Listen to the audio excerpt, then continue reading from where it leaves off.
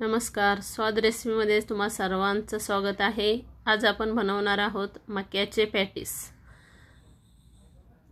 हे पॅटीस एक स्नॅक्स म्हणून चांगला पर्याय आहे आणि होतातही पटकन, पौष्टिक आहेत, बनवायलाही सोपे आहेत। यासाठी मी येथे एक मक्याचे कणीस घेतले आहे, 4-5 बटाटे घेतलेत। हे दोन्ही मी कुकरला उकडून घेतलेले आहे, 4 शिट्ट्या केल्या आहेत। उकडल्यानंतर मक्याच्या कणसाचे हे दाणे आपल्याला पटकन काढता येतात।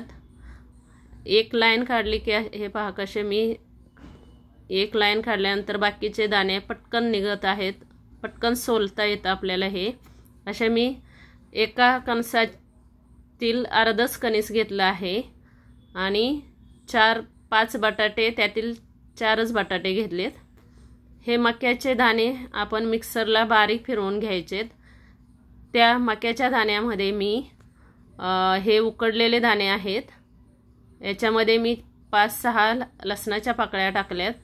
एक हिरवी मिरची घालते, कारण वरून मी पुन्हा लाल तिखट घालणार आहे। जर तुम्हाला हिरवी मिरची जास्त असेल तर तुम्ही जास्त तिखट हवं असेल तर एखादी वाढवू शकता। मी इथं एकच हिरवी मिरची टाकली आहे।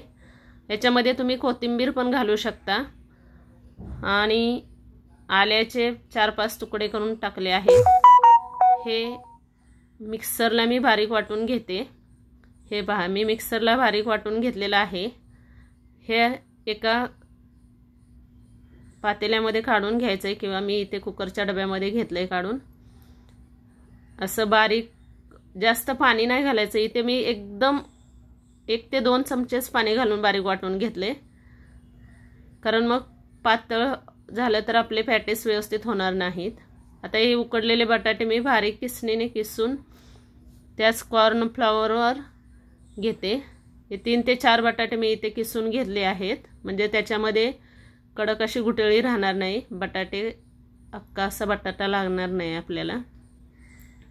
याच्यामध्ये आपल्याला आता बाकीचे 2 चमचे बेसन घालायचं, याने चव चांगली येईल किंवा तो बाइंडिंग मस्त मिळून येईल म्हणून। त्याच्यामध्ये मीठ तुम्ही चवीनुसार टाकू शकता। इथे मी 1 ते 1.5 चमचा मीठ घातलेला आहे। त्याच्यामध्ये तुम्ही गरम मसालाही घालू शकता। मी इथे गरम मसाला नाही घातला, मी इथे जिरे पावडर घातली 1 चमचा, धना पावडर 1 चमचा आणि बारीक चिरलेली कोथिंबीर घालायची आपल्याला इथे। हे सगळं मिश्रण आपल्याला एक छान असं मिसळून घ्यायचे। हळद 1 पाऊण चमचा हळद घातलेली आहे याच्यामध्ये। हे संध्याकाळच्या नाश्त्यासाठी असा उत्तम पर्याय आहे आपल्याला। याच्यामध्ये मी लाल मिरची पावडर घातली 1 चमचा, कारण मगाशी मी एकच मिरची घातलेली म्हणून, आणि लाल मिरची पावडर घातली त्यामुळे थोडासा लालसर रंग येईल आपल्या पॅटीसला। आणि कोथिंबीर बारीक चिरून ठेवलेली होती ती कोथिंबीर घातली, इथे तुम्ही जास्त कोथिंबीर घालू शकता।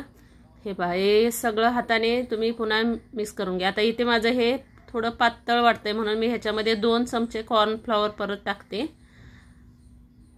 कारण हे थोडंसं माझं मिश्रण पातळ झाल्यासारखं वाटतंय, तर मी याच्यामध्ये 2 चमचे कॉर्न फ्लॉवर ॲड करून पुन्हा मिक्स करून घेते।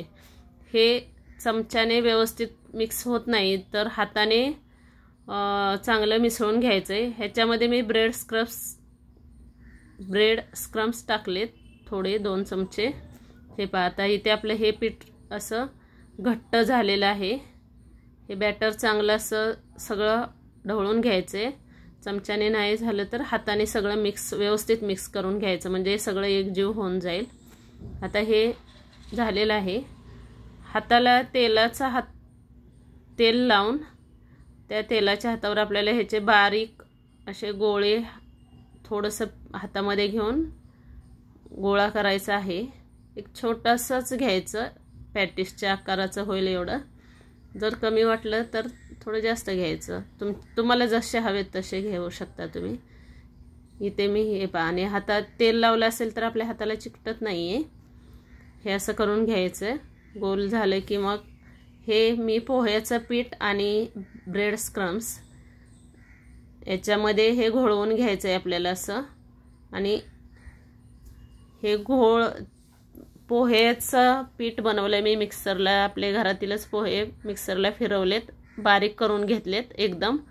आणि त्याच्यामध्येच मी ब्रेडचे 2-3 स्लाइस मिक्सरला फिरवून घेतलेत, तेच मी मिक्स केलेत. त्याच्यामध्ये थोडंसं मीठ घातलेलं आहे आणि याच्यामध्येच आपल्याला हे हाताने बनवलेले पॅटीस त्याच्यामध्ये घोळवून घ्यायचेत. असे एक एक करून हे असे पॅटीस आपल्याला बनवून घ्यायचे आहेत.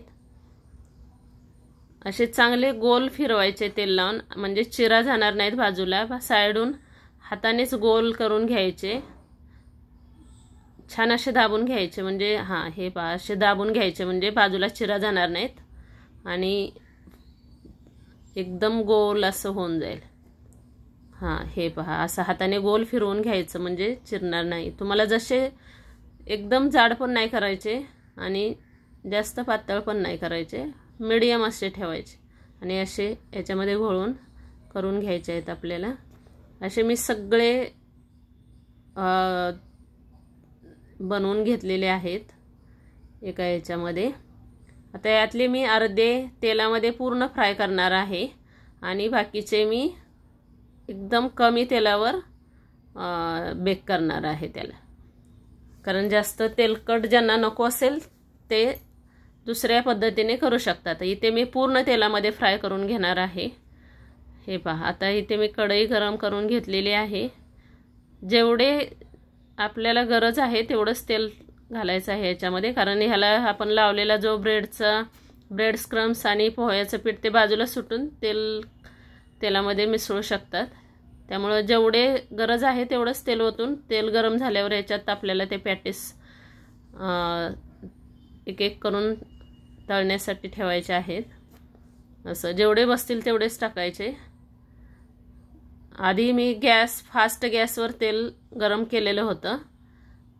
थोडा मीडियम गॅस ठेवायचा, एकदम लो करायचा नाही आहे आणि जास्त फास्ट पण नाही ठेवायचा. जास्त फास्ट ठेवला तर खालून करपणार, मध्ये तसेच राहतील.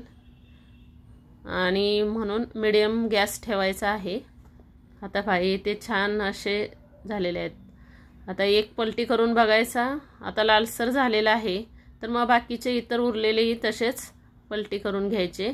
एक साईड त्याची चांगली लालसर झालेली आहे. हे पहा, असे 5 ते 6 मी याच्यामध्ये बसलेत. जेवढे बसतील तेवढे घालू शकता तुम्ही. इथे माझे 6 बसलेत. एक असं मला वाटतंय की अजून बसू शकतो. बघू, हे पहा कसे मस्त असं लालसर रंग आलाय. जो मी सुरुवातीला पॅटीस टाकलेला होता त्याला छान लाल रंग आलेला आहे. असे ह्या पॅटीसला मस्त असा लाल रंग आलाय, म्हणजे दोन्ही बाजूने मस्त फ्राय झालेला आहे. आता याला आपण एका ताटामध्ये काढून घेऊया. याच्यावर मी पेपर ठेवलाय म्हणजे जास्तीचं तेल त्याच्यामध्ये सोक होईल, शोषून घेईल तो पेपर. व्हाईट पेपर ठेवलाय, कुठलाही इंकवाला पेपर मी ठेवलेला नाही. असा एक एक जसा फ्राय होईल तसा एक एक पॅटीस काढून घ्यायचा आहे. असे आत्ताच खमंग असा तेलात लसूण मिरचीचा याच्या मस्त खमंग वास सुटलेला आहे सगळीकडे. आणि गरम गरमच पॅटीस खूप छान लागतात.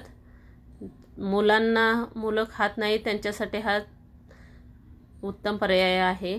शाळेतून आल्यानंतर खूप भूक लागलेली असते अशा वेळेला, किंवा घरच्यांना सुद्धा कामावरून आल्यावर भूक लागलेली असते, त्यावेळेला त्यांना हे देऊ शकतो आपण.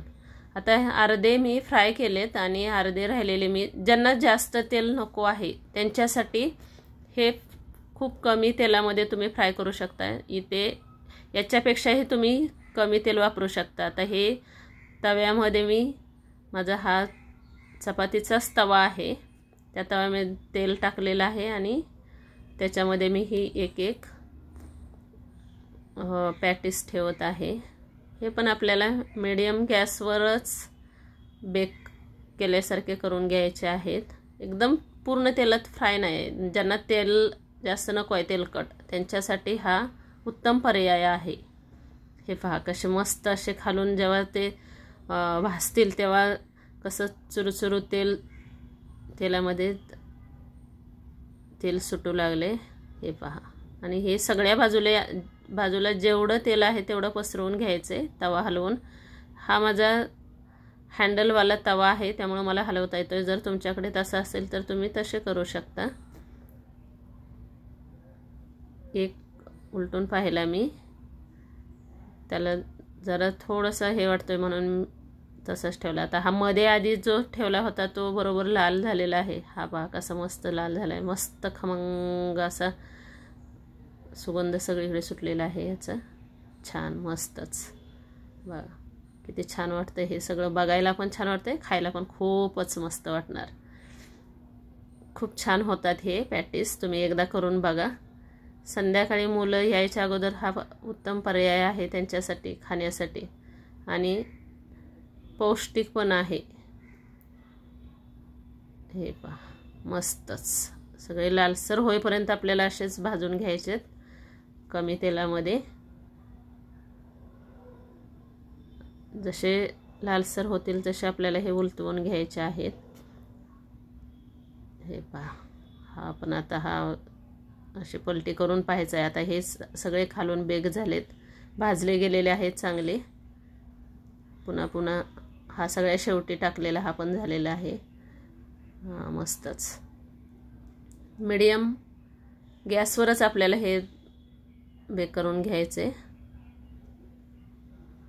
जोपर्यंत हे वरून आहे कसे लालसर दिसत आहेत तसे दोन्ही बाजूने व्हायला हवेत. तसे झाल्यावरच आपल्याला हे गॅस बंद करायचा आहे आणि मग सॉस बरोबर तुम्ही खाऊ शकता.